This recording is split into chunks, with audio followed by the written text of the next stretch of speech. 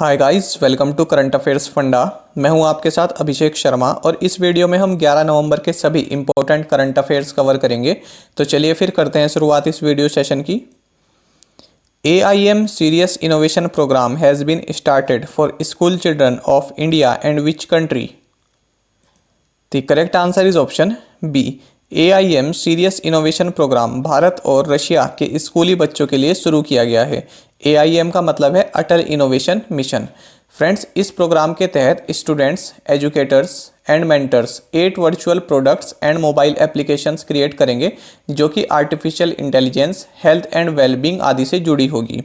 Russia की अगर बात करें तो यहाँ के प्रेसिडेंट हैं व्लादिमीर पुतिन, यहाँ के प्राइम मिनिस्टर हैं मिखाइल मिशुस्टिन और कैपिटल है मॉस्को और यहाँ की करेंसी है रशियन रूबल। अपर हाउस को कहते हैं फेडरेशन काउंसिल और रशिया का जो लोअर हाउस है इसे बोलते हैं स्टेट डूमा। और मॉस्को में काफ़ी सारे कॉम्प्लेक्स हैं जिन्हें क्रेमलिन कहा जाता है। तो इसे जो रशियन प्रेसिडेंट हैं इनके ऑफिशियल रेजिडेंस के नाम से जाना जाता है। फ्रेंड्स, एक एग्जाम में क्वेश्चन इस तरह से आया था कि ऑप्शंस में 4 कंट्रीज़ के प्रेसिडेंट्स के नाम दिए गए थे और पूछा गया था कि इनमें से कौन पहले प्राइम मिनिस्टर भी रह चुके हैं। तो उस क्वेश्चन का आंसर था व्लादिमीर पुतिन। तो ये रशिया के प्राइम मिनिस्टर भी रह चुके हैं। अभी तो राष्ट्रपति हैं, प्रेसिडेंट हैं, इससे पहले ये प्राइम मिनिस्टर भी रह चुके हैं। इसी तरह से क्वेश्चन ये भी बन सकता है कि United Nations general secretary Antonio Guterres ये किस देश के प्राइम मिनिस्टर रह चुके हैं? तो फ्रेंड्स, आंसर होगा पुर्तगाल। साथ ही फ्रेंड्स, ये भी आप याद रखना कि संघाई कोऑपरेशन ऑर्गेनाइजेशन और ब्रिक्स की इस बार जो चेयरमैनशिप है वो रशिया के पास है। और इस बार जो ब्रिक्स समिट होने जा रही है इसका जो थीम है वो है BRICS partnership for global stability, shared security and innovative growth. और हाल ही में रशिया में एक एक्सरसाइज हुई है, मिलिट्री एक्सरसाइज, जिसका नाम था कवकाच या फिर कॉकेसस भी इसको कहा जाता है। तो इंडिया ने इसमें पार्टिसिपेट नहीं किया है, हालांकि पहले इंडिया इसमें पार्टिसिपेट करने वाला था। आगे बढ़ते हैं। Prime minister Narendra Modi inaugurated the state of the art office cum residential complex of income tax appellate tribunal at which place? The correct answer is option C. प्रधानमंत्री नरेंद्र मोदी ने उड़ीसा के कटक में आयकर अपीलीय अधिकरण के अत्याधुनिक कार्यालय सह आवासीय परिसर का उद्घाटन किया है। फ्रेंड्स, प्रधानमंत्री नरेंद्र मोदी द्वारा जितने भी प्रोजेक्ट लॉन्च किए जाते हैं ये सभी आपके एग्ज़ाम्स के लिए काफ़ी इम्पोर्टेंट रहते हैं। तो फ्रेंड्स, जो ये इनकम टैक्स अपीलेट ट्रिब्यूनल है इसकी स्थापना 25 जनवरी 1941 में हुई थी। ये डायरेक्ट टैक्सेस से जुड़े मामलों में डील करती है और इसके द्वारा सुनाया गया फैसला अंतिम होता है। और फ्रेंड्स, ये एक स्टैट्यूटरी बॉडी है, यानी इसे पार्लियामेंट एक्ट के द्वारा बनाया गया है, संविधान द्वारा यह बॉडी निर्मित नहीं है।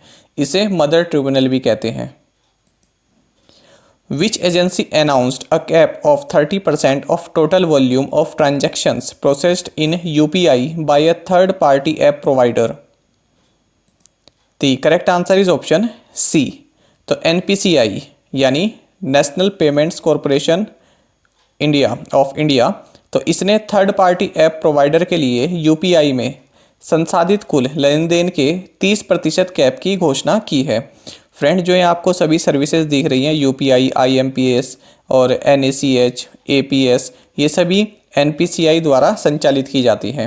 अब देखिए इसमें क्या कहा गया है कि इसका मतलब है कि किसी भी सिंगल थर्ड पार्टी ऐप को टोटल वॉल्यूम के अधिकतम 30% ट्रांजैक्शन की ही इजाज़त दी जाएगी।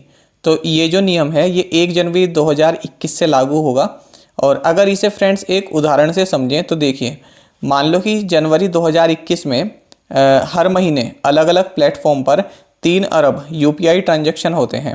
अब इसका 30% यानी अधिकतम 90 लाख ट्रांजैक्शन ही किसी एक थर्ड पार्टी ऐप से एक महीने में किए जा सकते हैं। फ्रेंड्स, थर्ड पार्टी ऐप ये कहलाते हैं जो गूगल पे हो गया, फ़ोनपे, मोबिक्विक, पेटीएम, इस तरह के जो प्लेटफॉर्म होते हैं इन्हें थर्ड पार्टी ऐप्स कहते हैं।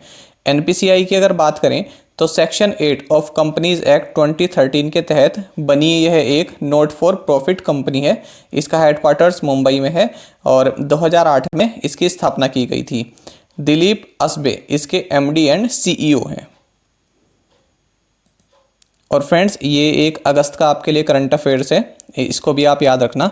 एनपीसीआई ने अपनी एक सब्सिडरी फर्म लॉन्च की है NIPL, यानी एनपीसीआई इंटरनेशनल पेमेंट्स लिमिटेड, और इसके जो CEO हैं वे हैं रितेश शुक्ला। तो ये CEO आप याद रखना, रितेश शुक्ला, आने वाले बैंक एग्जाम में पूछा जा सकता है। Recently India and China hold 8th core commander level talks at Chushul. Where is Chushul located? The correct answer is option A. तो हाल ही में भारत और चीन ने चुशुल में 8वीं कोर कमांडर स्तर की वार्ता की है, और ये जो चुशुल है ये लद्दाख में है। फ्रेंड्स, जो ये चुशुल सब सेक्टर है ये लद्दाख के ईस्टर्न पार्ट में है, और जो पेंगोंग त्सो लेक है इसके साउथ में है। और यहाँ के जो लद्दाख यूनियन टेरिटरी है इसके लेफ्टिनेंट गवर्नर हैं राधा कृष्ण माथुर, RK माथुर। और फ्रेंड्स 2 डिस्ट्रिक्ट हैं यहाँ पर, लेह और कारगिल। लेह यहाँ पर सबसे बड़ा डिस्ट्रिक्ट है। Which country chaired first BRICS finance ministers and central bank governors meet? The correct answer is option सी।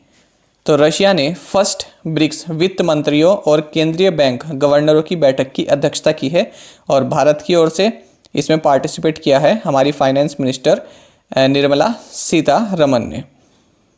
और फ्रेंड्स, अगर हम ब्रिक्स की बात करें तो ब्राज़ील, रशिया, इंडिया, चाइना और साउथ अफ्रीका ऐसी मेंबर कंट्रीज़ हैं, ये तो आप सभी को मालूम है। और फ्रेंड्स, न्यू डेवलपमेंट बैंक, जिसे कि ब्रिक्स बैंक भी कहा जाता था, इसका हेडक्वार्टर संघाई इन चाइना में है। ब्रिक्स की स्थापना 2009 में हुई थी। पहले इसको ब्रिक बोला जाता था, और जब लेकिन 2010 में साउथ अफ्रीका भी इसमें ऐड हो गया तब इसको ब्रिक्स नाम दिया गया। तो जो ये ब्रिक टर्म थी ये जिमो नील इनके द्वारा दी गई थी। हालांकि कहा यह जाता है कि रूपा पुरुषोत्तमन इन्होंने इस टर्म को इजाद किया था, ब्रिक को। In India WhatsApp Pay is available in how many regional languages? The correct answer is option B.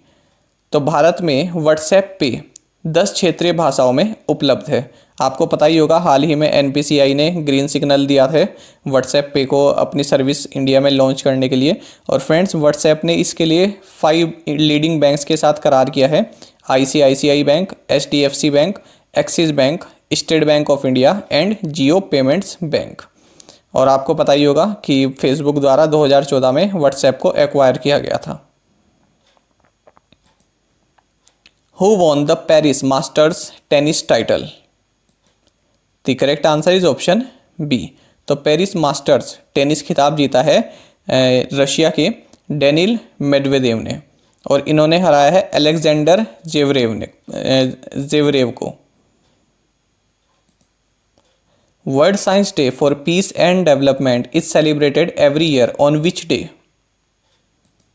The correct answer is option C. तो शांति और विकास के लिए विश्व विज्ञान दिवस हर साल 10 नवंबर को मनाया जाता है, और इस बार इसका थीम रहा है science for and with society in dealing with कोविड-19। Which country has successfully launched the world's first 6G satellite into space to test the technology? The correct answer is option B. तो China ने प्रौद्योगिकी का परीक्षण करने के लिए दुनिया का पहला 6G उपग्रह अंतरिक्ष में सफलतापूर्वक लॉन्च किया है, और ये लॉन्च किया गया है चाइना के ताइयुआन सैटेलाइट लॉन्च सेंटर से। अब इसमें जो हाई फ्रिक्वेंसी टेट्राहर्ट्ज वेव्स इन्हें यूज़ करके डेटा ट्रांसमिशन स्पीड को बढ़ाया जा सकेगा, ऐसा चाइना का कहना है। Which IIT developed multi-point temperature measurement sensor to increase efficiency of industrial ovens? The correct answer is option B. तो IIT मद्रास ने औद्योगिक ओवन की दक्षता बढ़ाने के लिए multi point temperature measurement sensor को विकसित किया है। Which umpire created the record for officiating in the most ODIs as an on field umpire? The correct answer is option B. तो पाकिस्तान के अलीम दार ने ऑन फील्ड अंपायर के रूप में सबसे अधिक एक दिवसीय मैचों में अंपायरिंग का रिकॉर्ड बनाया है। यहाँ पर फ्रेंड्स क्रिकेट की बात हो रही है, और इससे पहले ये रिकॉर्ड साउथ अफ्रीका के अंपायर रूडी कोएर्टसन के नाम था, तो उनको इन्होंने सरपास किया है। और अब ये 210 वनडे इंटरनेशनल मैचेस में अंपायरिंग करने वाले पहले अंपायर बन गए हैं। और ये कीर्तिमान इन्होंने हासिल किया है पाकिस्तान और जिम्बाब्वे के बीच चल रहे मैच में। और फ्रेंड्स, आपको ये भी याद दिला दूं कि 2019 में इन्होंने ही स्टीव बकनर, जो कि अंपायर रह चुके हैं, इनके टेस्ट अंपायर के रिकॉर्ड को भी तोड़ा था। तो ये टेस्ट अंपायर भी सबसे ज़्यादा मैचेस में रह चुके हैं। Mumbai Indians won their 5th IPL T20 title by defeating which team? The correct answer is option A. तो मुंबई इंडियंस ने दिल्ली कैपिटल्स को हराकर अपना 5वां IPL T20 खिताब जीता है। और फ्रेंड्स, इससे पहले मुंबई इंडियंस 2013, 2015, 2017 और 2019 में ये टाइटल जीत चुका है। और ये जो फाइनल खेला गया है ये दुबई इंटरनेशनल स्टेडियम में खेला गया है। तो ये भी आप याद रखना, कभी कभी स्टेडियम भी पूछ लेते हैं कि किस स्टेडियम में खेला गया। और ये रहा इसका स्कोर।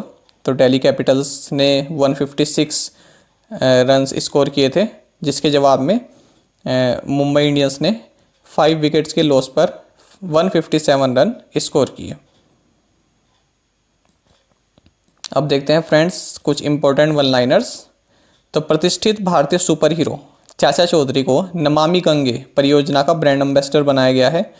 प्रसिद्ध लेखक और Gujarati columnist father Carlos Gonzalez Valles SJ, इनका निधन हो गया है। इन्हें फादर वॉल्स के नाम से भी जाना जाता था। दिल्ली विश्वविद्यालय के कुलपति योगेश त्यागी को राष्ट्रपति रामनाथ कोविंद ने निलंबित कर दिया है। और वकीलों को बीमा देने के लिए दिल्ली सरकार ने ₹40 करोड़ से ज़्यादा की मंजूरी दे दी है। अब देखते हैं फ्रेंड्स प्रीवियस असाइनमेंट क्वेश्चंस के answer. Who is the president of World Bank? David Malpass. Kamlang tiger reserve is located in which state? Arunachal Pradesh. Manohari gold tea belongs to which state? Assam. Rushikonda beach is located in which state? Andhra Pradesh. Who is known as the forest man of India? Jadav Molai Payeng. अब देखते हैं आज के assignment questions. Which city is known as the wine capital of India? Kaval Tiger Reserve is located in which state? WhatsApp is written in which language? Sheikh Zayed Cricket Stadium is situated in which country? Who is known as the waterman of India? तो friends, हमेशा की तरह इन 5 questions के answer भी आप comment box में ज़रूर provide करें। और अगर आपको हमारा कंटेंट अच्छा लगता है तो फ्रेंड्स वीडियो को लाइक ज़रूर किया कीजिए। और साथ में करंट अफेयर्स फंडा को टेलीग्राम पर ज्वाइन ज़रूर कर लीजिए। यहाँ पर रेगुलर वीडियो अपडेट्स और करंट क्विज हम आप सभी के लिए डालते हैं। साथ ही डिस्कशन ग्रुप में आप किसी भी क्वेश्चन का सोल्यूशन पा सकते हैं। दोस्तों, यहाँ पर करंट अफेयर्स की प्लेलिस्ट दी गई है, इसको ज़रूर देखें और अपने दोस्तों के साथ व्हाट्सएप एंड टेलीग्राम पर शेयर करें, लाइक करें और कमेंट करके फ्रेंड्स ये ज़रूर बताएं कि ये वीडियो आपको कैसी लगी। Thank you guys.